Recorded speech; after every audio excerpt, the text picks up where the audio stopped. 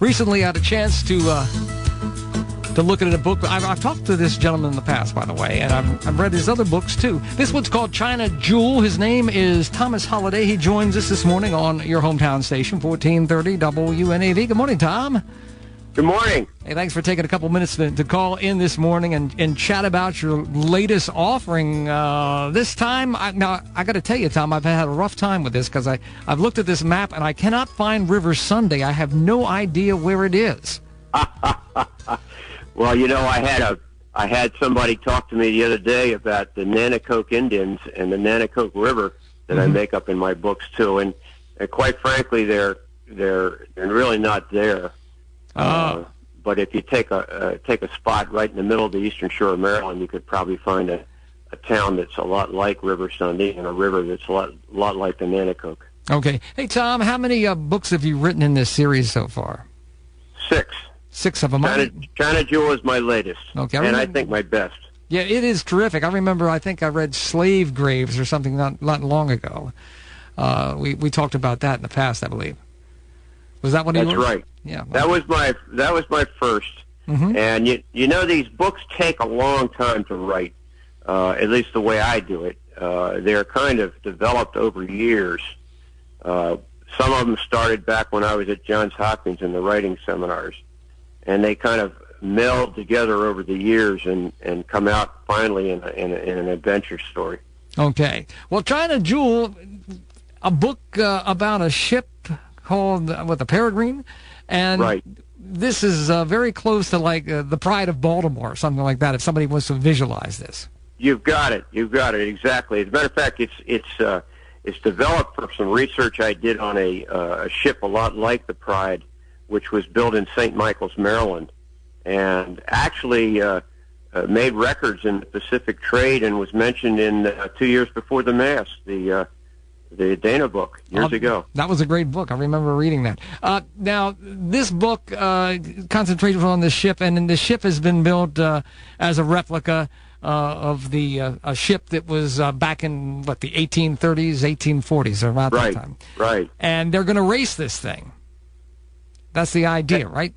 Right. These corporations around the world were asked by the Chinese to build these ships and race to China along the old tea trade route to win a big prize, a trade program with the Chinese. It was a promotional trip as well as a race for money. And they're having some difficulties from time to time, of course, because the old greed word comes into play, and they've got to keep things under control. Now, this gentleman, you have Jim Cutter. He's the race director, and he's got a son that's racing. But set the stage for Jim first. He's a former Ranger or something like that? Yeah, he's a military man. His ex-wife says that he really loves the challenge rather than love itself. He's a sort of a man that goes from one battle to the next. And what's interesting about Jim is that as he goes along, he's also trying to restore his relationship with his son, who he comes together with on this race. And so he's got a whole area of self-analysis, whether he's doing the right things with his life and whether he should be more aware of good things rather than always combating. Okay, and he's got a girlfriend that he's involved with, too, that's a professor. That's right, in history. And, of course, they have a whole history program in this book, which for the people who like early American and middle American history and this type of thing, it goes into Chinese history and a love affair back in the 19th century with the captain of the boat and a beautiful Chinese woman, and there's a jewel theft and a chase and a ship chase. You have a lot of different types of adventures. Okay, and yeah, it really does. And it's interesting, too, that the guy Jim works for another guy that's footing the bill on this whole shebang, and that guy's got like an old, like Pan American Clipper plane or something like that that's involved, too. Right. I went out with the idea of Clippers and looked around for all the things in our history, in American history, that had been named Clipper. You'll notice as you read along in the book that not only is there an old airplane that has been restored and becomes very important to the story, but also even the old Packard Clipper car is mentioned in there. The word Clipper comes along in a lot of ways. Yeah, it sure does. What was the thing that you liked the most about the book? Yeah, it's hard to say. I liked the entire book. It was it took me a long time to read. It would normally take me about a day and a half, but I enjoyed it so much that as I was reading through it, just the entire book itself. I know when they went up to New York and they were looking for clues with Captain Tallchester. That was an interesting thing. Looking for an old shipwreck was an interesting topic too. Right. I think that the way to write a book today, so many of them are one story, one love story, you're in and out. And I think the modern reader likes to get into technology. I think they like the love story. I think they like the adventure, and I think they like a lot of things all combined, so you really don't know what's going to happen on the next page. It's a totally enjoyable kind of a reading experience. And that's what I try to develop with all my books. They're all interwoven stories, 3 or 4 stories that are all happening at once. Mm-hmm. And, so it goes to modern times. It goes to, technological. They're tracking these boats as they make their way to China.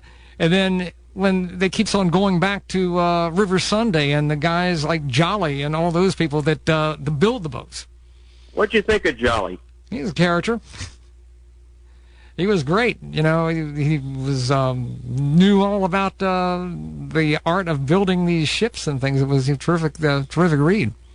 I wanted to get my Eastern Shore or Maryland Chesapeake Bay character in each of my books. I always pick one person that really is to show that kind of character, and as separated from the hero and the heroine and so forth. And Jolly was to me, a man that represented all the shipbuilding and know-how of those watermen, those people that come from that area. He had a saying as the story goes along that it wasn't the ship, it was the men sailing the ship. And that I thought was very interesting because these old ships were very tricky. You really had to know how to sail them or you'd wreck them.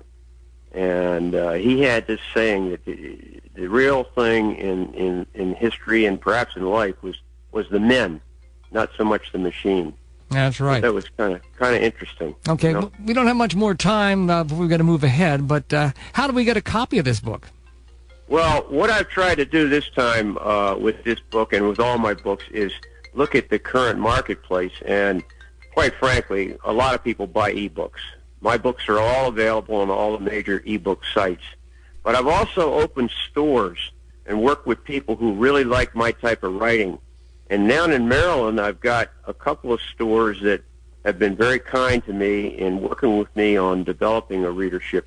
One's in Oxford, Mystery Loves Company, which is a very fine store and very involved in local history. And then there's one in Easton, which is very popular with a lot of the different people who come to the town. It's called Easton Book News, and both those stores have my books and are on the shelves and so forth. And they can ship them to you if you call them. They all have. Yeah, they can ship them to you. You said. That's right. So I wanted to develop bookstores where a person can. A lot of people like to still go in bookstores, and they can walk in and talk to a knowledgeable person about my books and the different ones and see the kinds of things they like. I write about civil rights in the 60s, which I think is very important and not an area that's well for places like the Eastern Shore. Okay. And so there's a lot of things out there to read. All right, sounds great. And so it's China Jewel. You can check it out, and you have a website or something like that? That's right. You can find any of my stuff on Facebook.com, River Sunday Romance Mysteries. River Sunday Romance.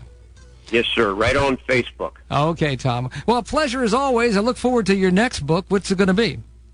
Well, I'm going back to my cartoon books. I've been doing a cartoonist for years in major American magazines, and next January I expect to come out from Ingram a collection of a lot of my cartoons over the years, and I think it'll be very popular.